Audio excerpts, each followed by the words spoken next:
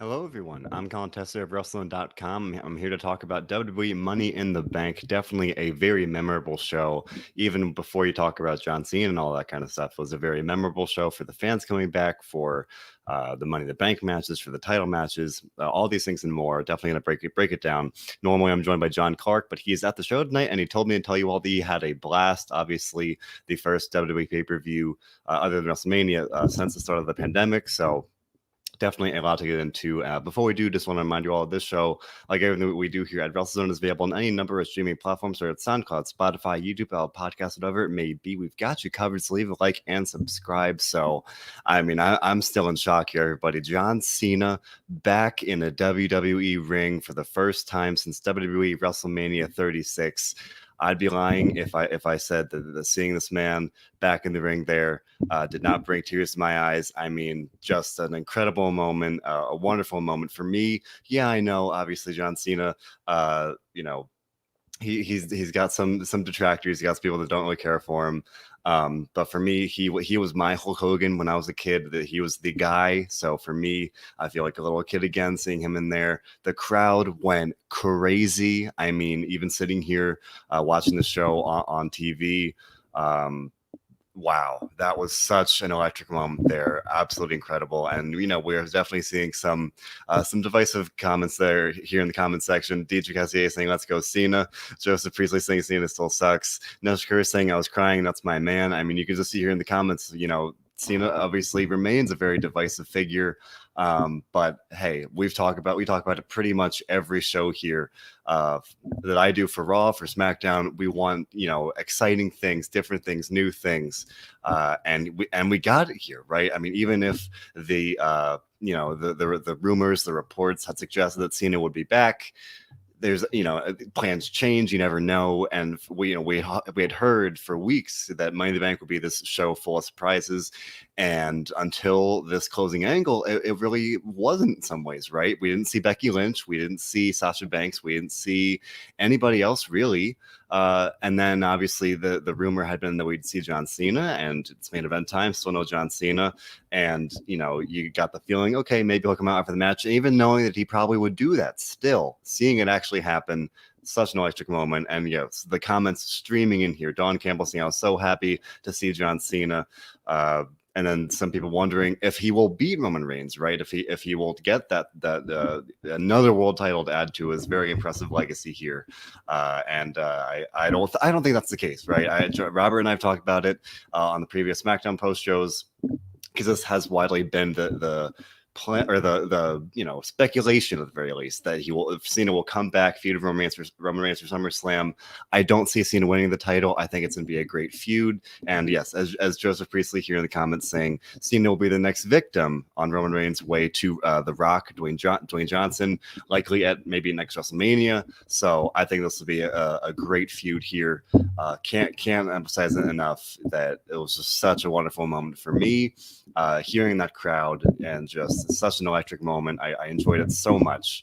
And I hope you all did too, because this was just such an incredible way to close off what was a wonderful pay-per-view, right? Well, it was just a, historic. I don't want to say historic. That may sound, maybe that's emphasizing, right? But this was the first pay-per-view with fans other than WrestleMania, and now after tonight, fans are back. This is unlike WrestleMania. This is not a one-off. This is a return to somewhat normalcy. And yes, as Gerald Swartz pointing out, there were a lot of issues with Peacock tonight that definitely did put a damper on the experience here. It was right around the start of the men's Money in the Bank match for the Peacock subscribers in the United States. Peacock just kind of crapped out, and I was worried. I think many people were worried that the show would just not be able to stream, right? That was completely kind of go dark. It was just kind of glitching in and out. Thankfully, it got resolved pretty quickly. It was only really a problem for the first couple minutes for the men's Money in the Bank match, which was a great match as well. We'll get into that. But back to John Cena here. Aaron Smith thinking that Cena will win the championship. And again, I don't necessarily think that's the case. I think it's an option, obviously. And then any given match, you got, let's say, a singles match, either guy can win, obviously. But realistically, I really do think that Reigns will leave SummerSlam with the title. And, probably, as we've said before here, we'll probably head into WrestleMania next year as the champion. Could it be against The Rock? Maybe. But yeah, I mean, just such an incredible moment. Can't even put it into words. I enjoyed it so much, and we're getting, again, the fact that in the comments here we're just getting so many comments, so much emotion at the very least, proves that this is the right move, right? If you love John Cena, if you don't like John Cena, you're gonna feel some way about them. And ironically, Roman Reigns said that same thing in a recent interview before Money in the Bank. Like, love him or hate him, people are going to react. And a lot of the time with WWE, people don't always react. So, the fact they bring in a guy like John Cena, for hardcore fans, they're going to feel some way about him. For casual fans who may not watch the product otherwise, he's going to bring them in because, like, hey, it's movie star John Cena. They're going to, tune in to see that. So definitely an incredible way that just to kind of kick off this, new chapter of WWE to kick off what should be a very exciting summer. I would imagine Cena will be back on SmackDown this week to kind of really kick off this feud here. Brian Diaz, Briones, Dominic Toretto will help his brother Cena win because of the family. Obviously, yeah, Cena, a big movie star, the Fast and Furious franchise, at least this new movie here. And again, yeah, that mainstream appeal. This is, to me, I feel like it is the right move for SummerSlam for WWE right now. It is just, I'm very excited. I think, you could say that this has been expected. You can say that this has been widely, predicted or whatever. It's still very exciting. I'm looking forward to it. Rajul Jadid saying that was some pop, but he still sucks. I mean, hey, like I said, people, either side of the fence, if you love him and you can really enjoy that pop, great. Or if you hate him, you can say, wow, I can't believe all these people are cheering him. Like, to me, it's a win-win. I like it a lot. So we know, I would think, based on what we saw here, Cena, he did the "you can't see me" taunt to Roman Reigns. We're going in that direction. I think that'll be great. As for the main event match itself, we saw Roman Reigns defend the Universal Championship against Edge. This match came off the heels of a chaotic and wild men's Money in the Bank match. We will talk about that as well. But because we're talking about Cena, might as well pivot to Reigns and Edge here. So coming off of that very, high spot heavy, chaotic, wild Money in the Bank match, we did see a much slower, methodical match between Roman Reigns and Edge. For me, this was a match I was going into it. I really thought, all right, this is definitely feeling like Reigns is going to win.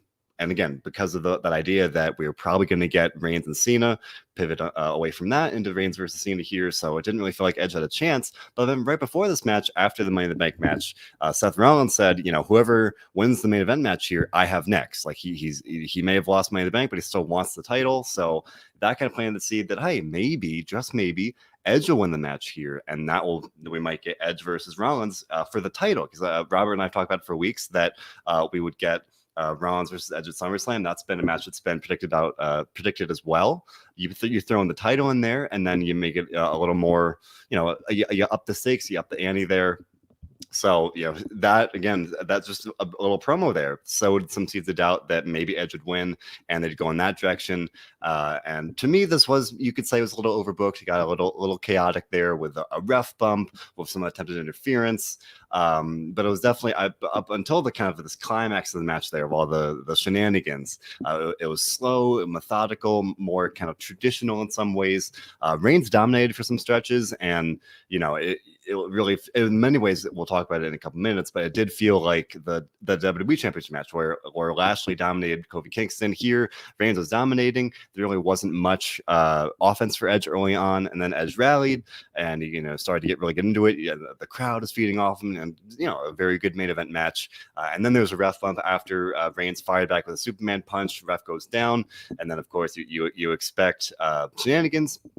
And then, it's worth noting, Robert and I talked about this on the SmackDown podcast. Edge has been building up this chair-assisted crossface, in a normal match that wasn't really gonna help him win. Obviously, like you use a chair, you're gonna get DQ'd, so he couldn't do that in a normal match. While the ref goes down, Roman goes to do the crossface of the chair.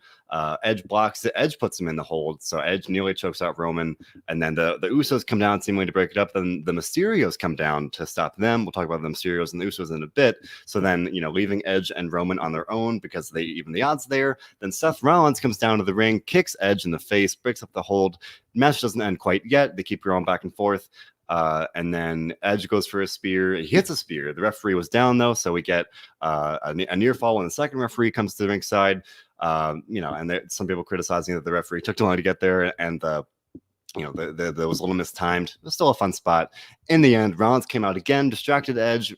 Reigns hit the spear for the win, and Reigns retained the title. Like I said, there we go from Edge losing, Reigns winning, and then we kind of branch off into the now two very exciting feuds of Reigns and Cena. Likely, I mean, that's pretty clear that that's where we're going at this point, and Rollins and Edge, both of which I think would be great SummerSlam matches there. And I think I'm very excited for that. We've seen some reports in recent weeks that WWE really wants to make WrestleMania as big. Or sorry, I just messed it up. That's a little Freudian slip there. That they want to make SummerSlam as big, if not bigger, than WrestleMania. You bring in John Cena. You have Edge on there as well, and in addition to any number of other matches they've got there. And so that feels like a very easy way to really just build up. A great big card that could be really exciting. On top of, you think about Becky Lynch returning, you think about Sasha Banks. I mean, it's pretty clear to see that it's going to be an all hands on deck kind of thing. They're going to want everybody they can get. The rumors about Goldberg, we'll talk about that. I got asked about that a couple minutes ago. So clearly here we're on the road to SummerSlam. It's going to be a very exciting show. And whatever happens, right? We're talking about Cena here again. I've said a couple times, I really don't think Cena's going to win the title, but Terry Reid saying let Cena become the 17th time world champion, let him break the record, then go back to Hollywood. I mean, I don't see it. I really don't. I got to think it's going to be Reigns. He's going to move on from Cena. That's really going to build him up there. And again, it feels like now the fans are back. It feels like we talked about for months the dream match of Reigns and The Rock. Now the fans are back. If it's not next WrestleMania, maybe the one after that. I don't know.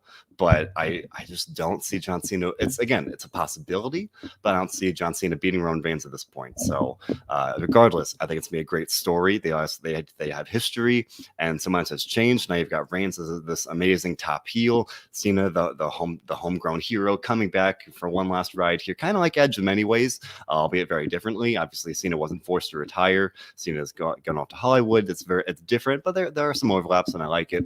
I think it'll be a great story. And then with Edge and Rollins, I think that'll be great as well. So, to me, this is a recipe for success. You have a great main event match, a great show closing angle with Cena, and then you set up during this main event match with Rollins and Edge. You set that up as well. So, we're set up for a very exciting time on SmackDown here, at least on the road to SummerSlam.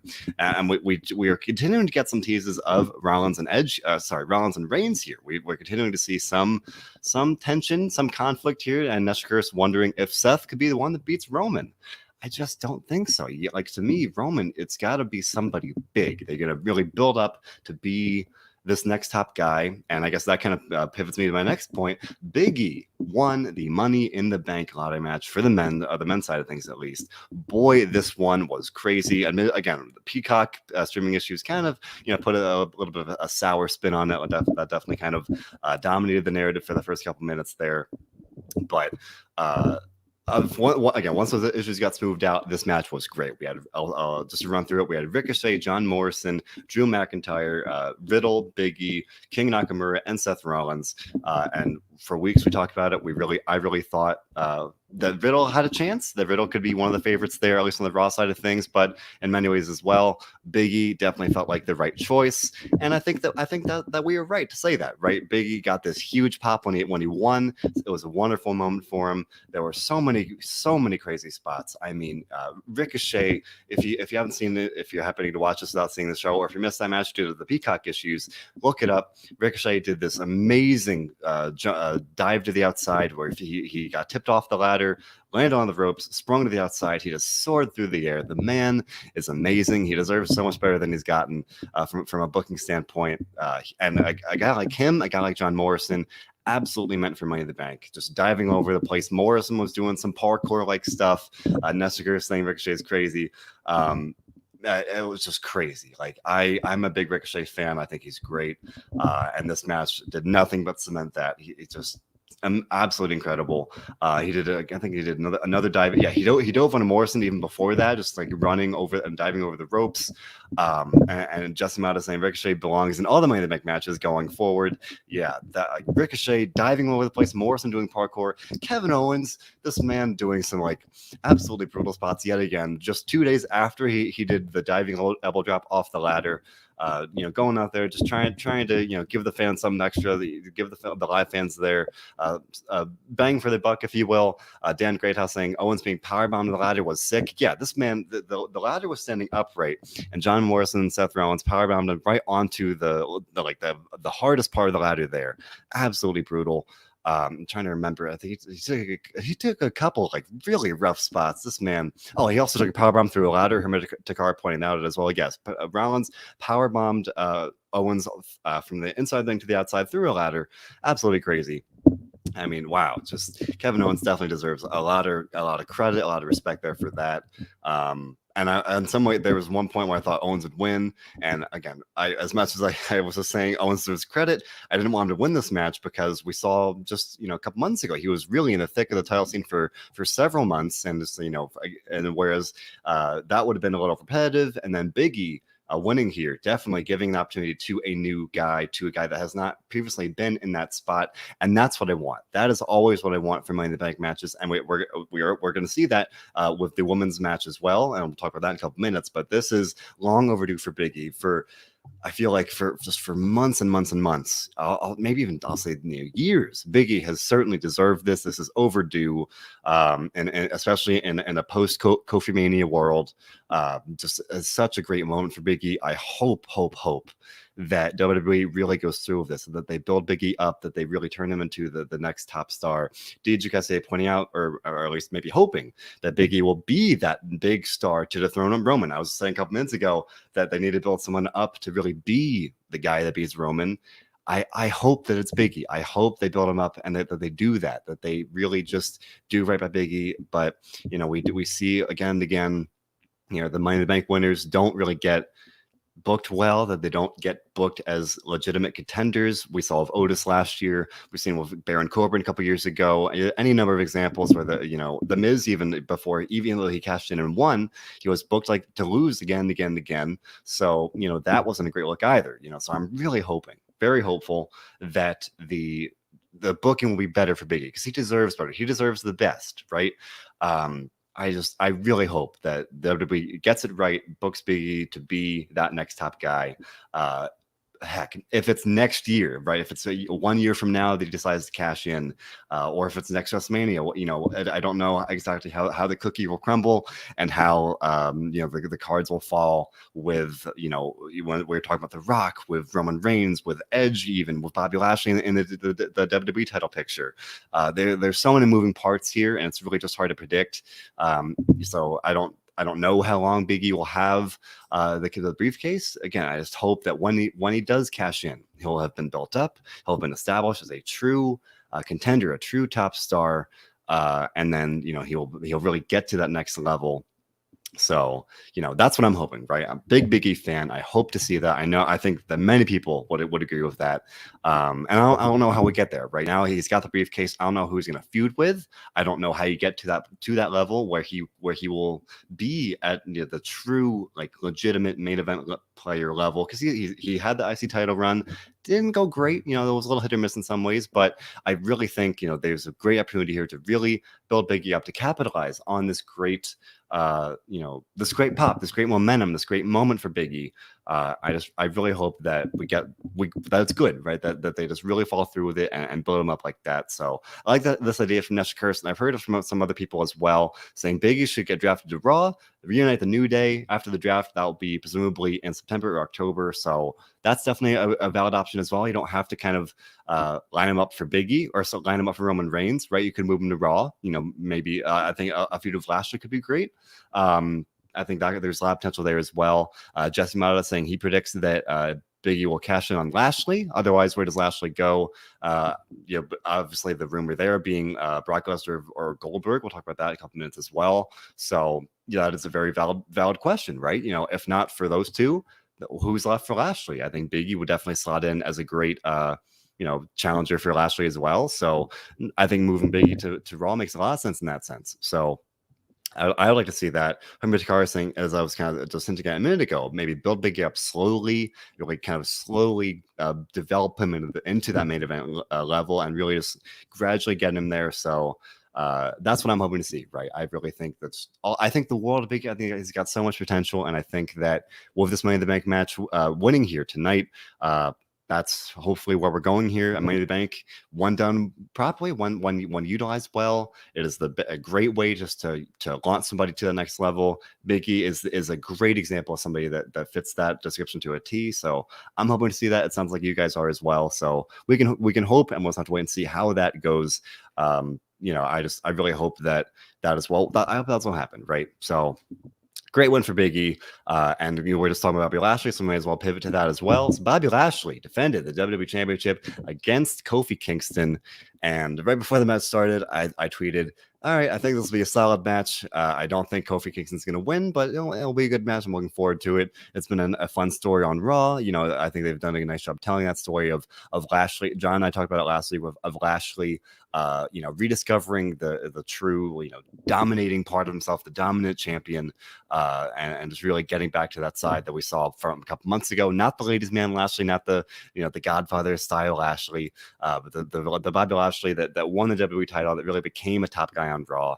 That was just this past Monday that he got back to that. So especially with that in mind, it felt like pretty certain that Lashley would win. But I thought we were in line for a legit match where Lashley would get tested. No, Lashley dominated this one from the very start. This was very much a Brock Lesnar style match where Lashley really dominated, pretty much start to finish. MVP grabbed Kingston's leg pretty much at the opening bell.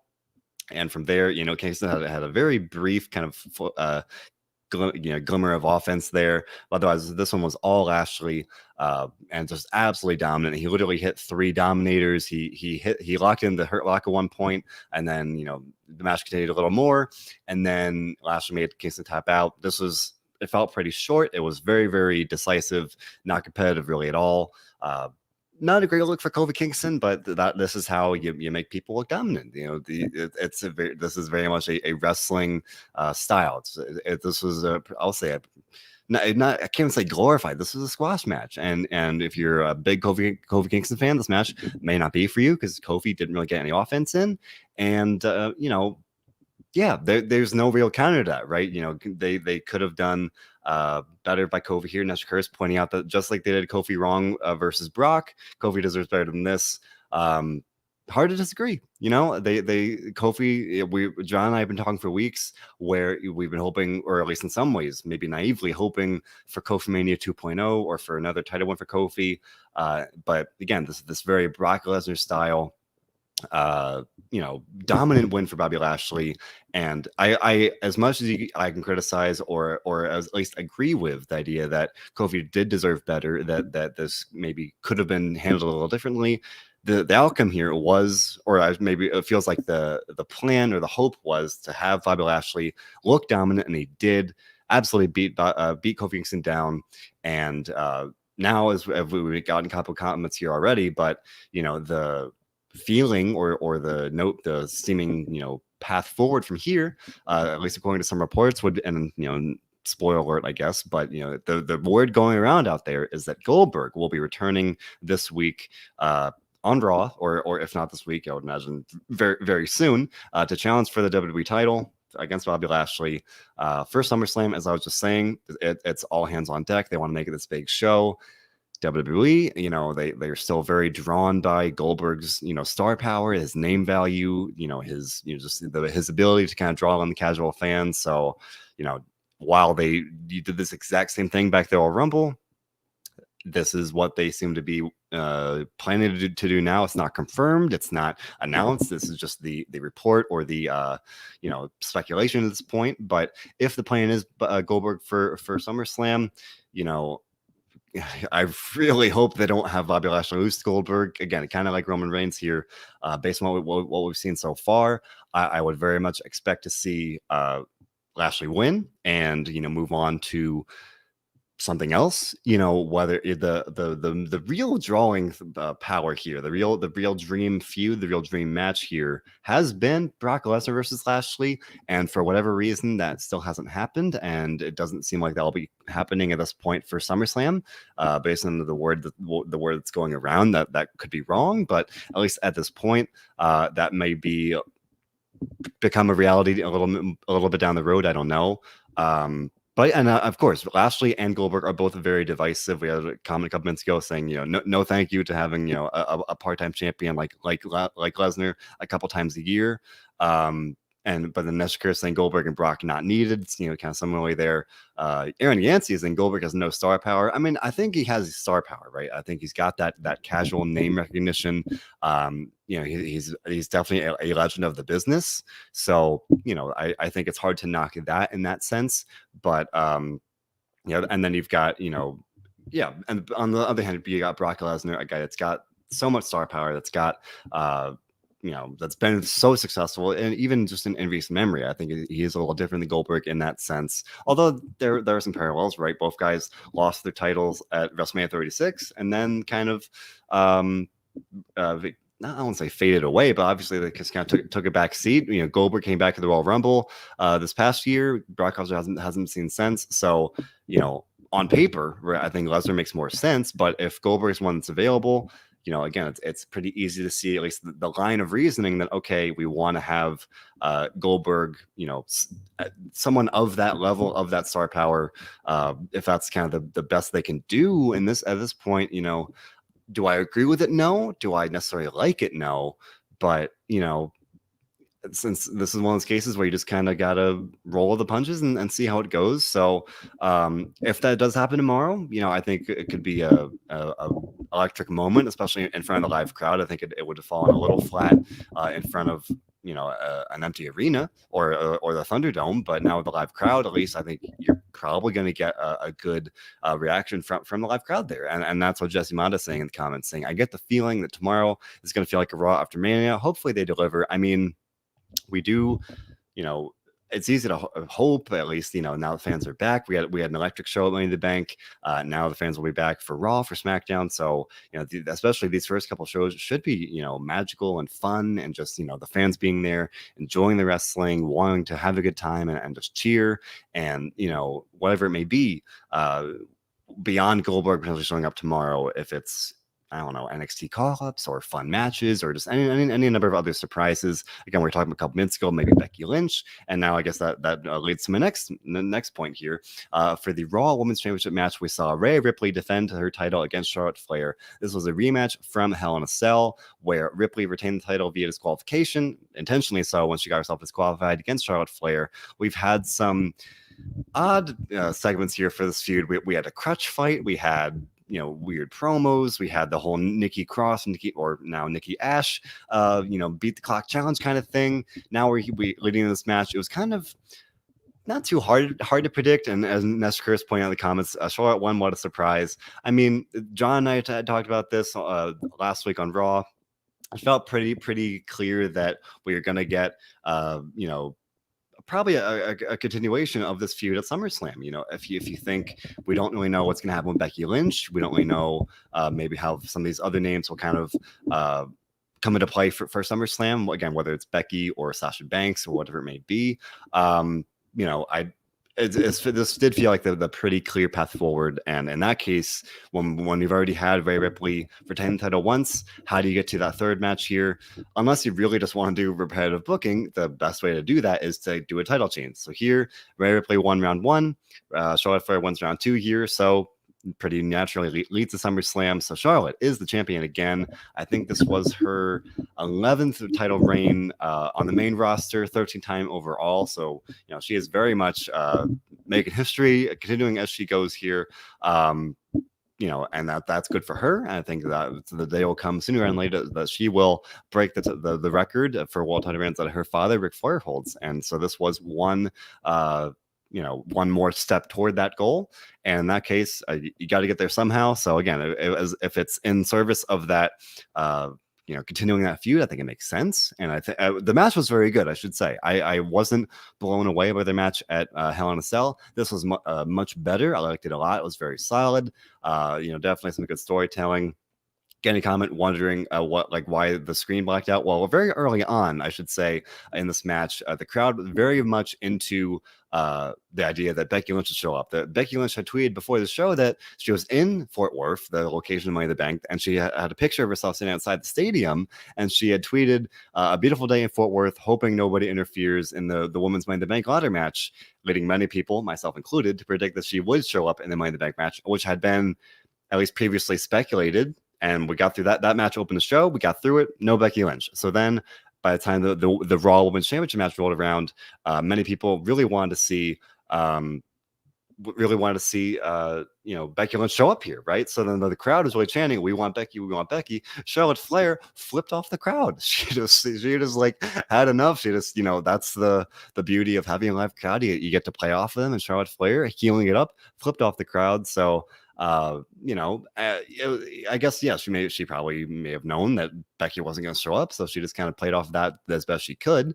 And yes, I admittedly bought it. I was like, oh, we're going to get Becky Lynch, and we didn't. And again, I was talking about earlier in the show about John Cena. We just really thought that, as many people, myself included, thought we would get maybe multiple John Cena like moments. Maybe obviously not John Cena level, but of a surprise factor of somebody unannounced showing up, somebody coming back, whatever it might be, and we didn't get that, and maybe that's what made the John Cena return so special. Beyond the fact that it was John Cena, just the fact that we didn't really see anything otherwise before that. So it was funny. I like to just playing off of like that. It was a little weird that WWE blacked it out, and then they brought the stream back, and Flair was still flipping off the crowd.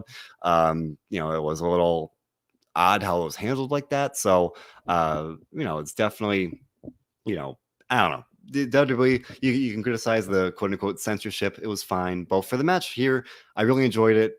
I don't have a problem with Charlotte winning. You can say that, oh, of course Charlotte wins again, LOL.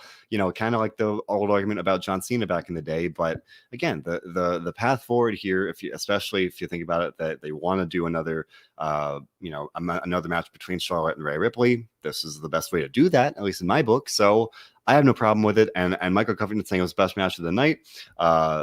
You could say, even any performer can enjoy having fans back, even if it's someone like Charlotte. Charlotte was literally crying in this match, and I would imagine that's why. It was truly special to have fans back. I can't emphasize that enough. For me, I teared up on SmackDown, watching SmackDown this past week, just hearing the fans go crazy for Edge. I teared up when John Cena came back at the end of Money in the Bank. It's a great time because wrestling.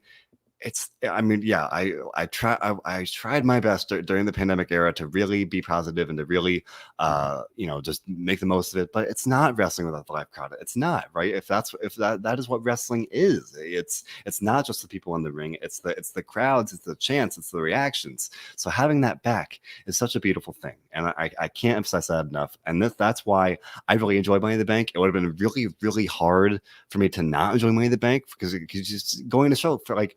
No matter what happened, you wanted to like the show, you wanted to be excited, and that's why being happy with what did happen on the show itself. It was a great show and I liked it a lot. So Nish Chris asking why I'm doing the show alone. John Clark is in Fort Worth right now at Money in the Bank, so he was unavailable. And then just the way this cookie crumbled, everyone else was unavailable. So I'm here by myself, at least for tonight. So hopefully we'll be back on track. We'll see what happens next month because Summerslam on Saturday. We're going to be all out of whack, so we'll figure that out as we go here. But yes, I'm riding solo and I'm enjoying your company, and I hope you guys don't mind me doing the show by myself. But I'm trying to help you guys enjoy the wrestling because that's what we do here at WrestleZone. So. We had a great Raw Women's title match. So then that leads to the Raw Women's Money in the Bank match. And that was won by Nikki Ash, or I should say ASH. I had thought it was Nikki Ash. Now her name is officially Nikki ASH, almost a superhero. This match was Nikki ASH versus Alexa Bliss, Naomi, Asuka, Zelina Vega and Liv Morgan. So, Liv Morgan had felt like the most likely contender in some ways. And I think that Zelina Vega probably, didn't really feel like a realistic contender in that sense. So Liv Morgan did feel like the favorite. A lot of people point to Alexa Bliss. I think she felt like the very logical choice in that sense. So seeing Nikki ASH win, very surprising in that sense. So, because she for a couple of weeks it did feel like she was being built up as kind of a favorite to win, and then the usual formula. I think she stood tall during a brawl on Raw this week, and then the usual formula would be, okay, whoever stands tall in the go home show is probably not going to win. Nikki Ash stood tall, and then she just won. So I think that's great for her. Great for Nikki Cross. She certainly deserves it. This is someone that was off of TV for a couple months, that was confined to wrestling main event, comes back with this this new character that she came up with, that she lobbied for, that she pitched, and that she really believed in. And I think that deserves a ton of credit as well. So I enjoyed Nikki a lot when she was in the tag team with Alexa Bliss when they're teaming together. This Nikki ASH thing would have been it's been a little hit or miss for me. So I'm hopeful maybe we'll see it. Maybe pick it up a little bit now that she's won this match. Maybe they'll tweak it or book it differently. I don't know. It hasn't really worked for me very, very much so far. It's still very early on, so I'm not down on it by any means, but I don't know. I'm not super. I'm not digging it so far very much, but yes, Jessie Mata signed me up nicely. Not a big fan of this gimmick, but she's definitely earned this shot. I think that's important to separate, right? Not a big fan of the gimmick, but she's worked hard. She's put in her time. She's been nothing but, as far as we know, nothing but a great company worker, as a company employee. But I think this was great. I think, again, just like I was saying about Biggie, I think this is a great way to elevate somebody new. Ironically, you want to talk about long-term booking, when they were doing all the weird beat the clock challenges with Rhea Ripley and Charlotte Flair, they had Nikki Cross survive in the 2-minute challenges against both of them. So and ironically, this makes sense that the Nikki Ash is here winning the Money in the Bank match. So now she's got kind of a claim to challenging Rhea Ripley, or she could go over to SmackDown and kind of shake it up over there. Either way, I think it's a win-win in that sense. I think either title scene could use her, and again, I just maybe the gimmick will be tweaked, or again, just like I was saying about Biggie, I hope that they kind of present her as this legitimate contender, rather than it feels like in recent weeks she's been kind of like a borderline comedy act. For me, if I want someone to be a legitimate contender, I want them to be taken seriously. So, and Michael Covington saying yes, this is definitely a gimmick that kids can get behind. So, and that's great. That's great to see. Just I can respect that. I can understand that, and cool, right? You're not going to like every gimmick. You're not going to like every character, and that's totally fine. So, for me, I was thinking, okay, this match, it would have been cool to see Liv Morgan win because, again, someone new getting that chance, and they've kind of built her up as this natural underdog. I think though they could do cool things with Nikki ASH.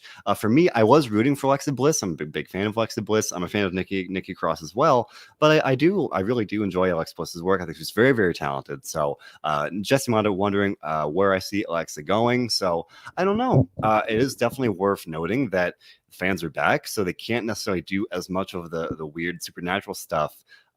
Granted, we still got some of that in this match. She was still using hypnosis, and she tried using her powers to bring down the briefcase. And Vernon Marqueta noting that it would have been funny if the briefcase came down when she tried to use her powers to be in the match. She would have looked up at it, tried to use her supernatural powers to unhook it. So that didn't work, obviously. But I am very interested to see how they kind of book her with the supernatural gimmick, with the things we've seen throughout the I guess I'll say the last stretch of the Thunderdome era, when she was tormenting Shayna Baszler and using her mind powers. Some of this stuff isn't really gonna translate as well in front of a live crowd. There's only so much you can really do in that sense. So I mean, I don't know. I think we saw this past week some hint that she might feud with Eva Marie and Doudrop on Raw. I think that'd be something interesting. I don't know. I mean, I wonder, could she get drafted to SmackDown? Because while they've been shaking up with some call-ups and things like that. And with Zelina Vega coming back, they've added more depth there. But if she stays on Raw, I mean, maybe again, I'm assuming that Rhea Ripley and Charlotte Flair will still feud. Maybe if Becky Lynch comes back, maybe that's an option. I think she could feud with Nikki ASH. There's all that history. I think that'll make all the sense in the world. So, I think that there are any number of good uses for Alexa Bliss right now. Whether it's the history with Nikki ASH or if it's Eva Marie, I mean, anybody really. So it's hard to say. I think for me, I would like to see her feud with Nikki, because that would really help establish Nikki, as I was saying a minute ago, maybe in a more legitimate and serious light, rather than what we've really been seeing lately. So I don't know. Again, there are so many moving parts. It's hard to say who's going to go where, who's going to feud with who, kind of until we kind of know who will really, who really is in the fold, right? Because we can sit here and speculate about Becky being on Raw, but maybe she'll go to SmackDown, or we're talking about in the men's division. Maybe Goldberg will come back, or maybe he won't, right? Until these things happen, it's really kind of pretty difficult to really say definitively, or I should say make predictions about what's going to happen in that sense. So for me, to answer that question, I would definitely like to see Nikki Cross or Nikki ASH feud together again. I think that'd be mutually beneficial. So I would definitely like to see that. And it feels like an option at this point right now, because Nikki's gonna need something to do. Alexa will need something to do. Makes sense to me, and we'll have to wait and see what happens with that. Otherwise, here we did have 2 tag team title matches. One team retained, one team did not. So on the kickoff show, we saw that the Usos defeat the Mysterios to win the SmackDown Tag Team Championship. Largely, probably one of the more, if not predictable, less surprising outcomes on the card here, where, we've already kind of told the story of the Usos and Roman Reigns not being on the same page.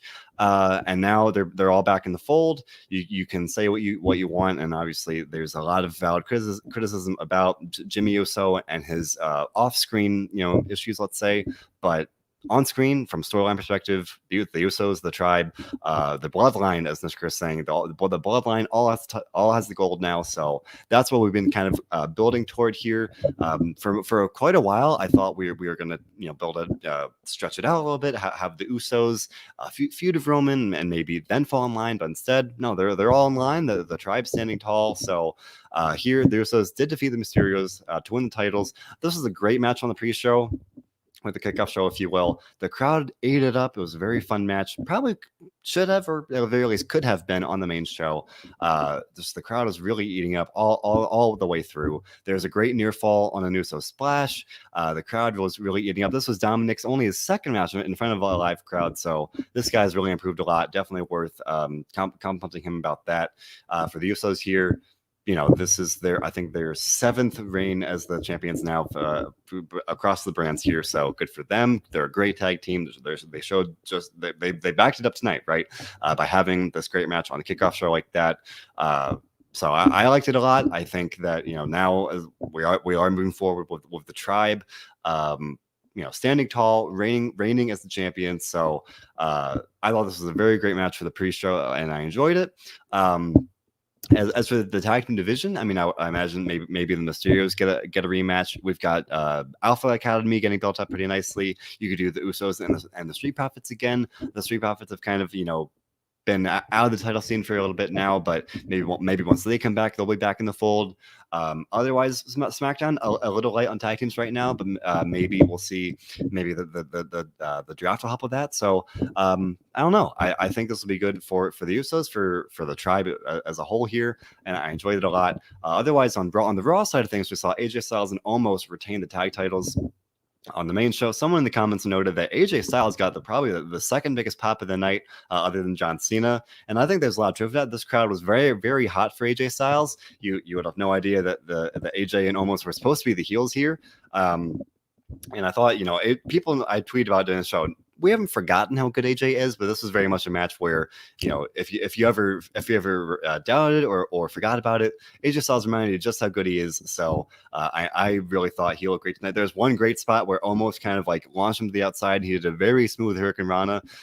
You could really just see that AJ and Almost are really gelling together ever since they. But they really haven't had that many matches together, really. So they're definitely gelling in that sense. So I definitely didn't expect them to lose. John and I have talked about it, where we really do expect to see AJ and Almost feud with RK Bro heading into SummerSlam if/when Randy Orton comes back. We're not sure what's happening there, but that feels like we talked about a couple other things here on the show, whether it's Charlotte and Rhea or these other things. It feels like RK Bro and Styles and Almost feels like a pretty natural path forward here. So with that in mind, I really didn't expect to see the Viking Raiders lose, but I thought they look. Or sorry, I didn't expect to see them win, but I thought they looked great. I thought that they've been kind of. Maybe misused in some ways, or dating back to their cinematic feud with the Street Profits last year. I haven't always been utilized to their best potential, but here, letting them wrestle and them go out there and just do what they do and wrestle. A world class wrestler in AJ Styles. I thought they looked great. That's Chris saying that she won new Raw Tag Team Champions, and even though she's an AJ fan. I think there's still a lot of meat on the bone for AJ Styles and Almost here, where you could talk about, just how they continue to gel together, and then maybe if they do feud with RK Bro, that difference of like the oddball friendship of RK Bro versus AJ and Almost, more of a bodyguard and client kind of thing. But no, I think that Almost is pretty quickly growing and kind of settling into his own. He's come a long way in a very short time, at least from what we've seen on screen. So I like this match. It was very good. There was one great near fall on a Viking experience where they really hooked me. Where like, oh, I really thought that the Viking Raiders would win here. They got me on that near fall there. So I like that a lot. Near falls are great, especially the live crowd again. So having one set of tag team champions, stand tall, and the others lost their belts, shaking up a little bit there. Like I said, kind of similar on Raw. There's just the tag team division in general. I think the draft could definitely hopefully shake up the tag division, whether it's with some NXT call-ups or moving people across brands, shaking up somehow, because they definitely do need some depth like that. So great match, and really top to bottom, looking at the card now, I think every match delivered or even over delivered. I enjoyed every single one, and it was just a really great show. I can't emphasize that enough. Even again, I said it a minute ago, even if you didn't love some of the outcomes of the matches, if you weren't really excited about the John Cena return, at the very least, you've got to just admire the fact that fans are back, and it's hard. I feel like, for me at least, it's impossible to not get excited about that. Fans are back, wrestling is back, WWE is back to the way that we know and love it. In terms of, at the very least, you can get whatever you want to say about the booking. Fans are back, and that is worth celebrating at the very least. So we in doing so with Money in the Bank tonight, I really enjoyed it a lot in terms of rating it from a scale of 1 to 10. I mean, I gotta give it like at the very least a 9. Maybe that's generous, or maybe that's not enough. I mean, just the fans being there, it was so magical. John Cena showed up, even if you expected it. Such a cool moment, right? And then the men's Money in the Bank match was crazy. Every match was really good. Even if you didn't really agree with Bobby Lashley dominating Kofi Kingston there. John Clark giving it 8.75 out of 10 there, John, in the comments. We appreciate you. John saying he had a blast at Money in the Bank. We'll talk about that all, very much on the Raw post show. But Kevin Taylor giving it a 10. Bit Milligan giving it a 9.5. Friend of the show, Nando giving it a 9. Melly Mello with a 9.5. Jesse Mato with an 8.5. Nesh Chris with a 9. Man, just people really streaming in here. John Clark saying he took the video about from John Cena. With a post-show address. I'll get that up on the WrestleZone as soon as I can, as soon as I'm done streaming here. Sean Smith with a 10 as well. DJ Castillo with a 10 as well. So, and Laura Rock with a 10. So this really, people are enjoying the show as they should. So with that, everybody, John Clark and I will be back here Monday night for the Raw post show. We'll be doing the NXT post show on Tuesdays. Robert D. Felice and I do the SmackDown post show on Saturdays now. The Diamond Dudes too cover all things AEW, and they also do WCW written. So make sure to leave a like and subscribe. Also, a great stream of interviews constantly coming at you guys. Bill Pressure recently interviewed Matt Cardona. I interviewed Ring of Honor star Shane Taylor. Dominic interviewed the Fonz, for crying out loud. Just a great stream of interviews constantly coming at you guys. Make sure to leave a like and subscribe. And remember, especially on a night like tonight, it makes it so easy to do the one thing we do here at WrestleZone above all others, and that, everyone, is to enjoy wrestling. Thanks.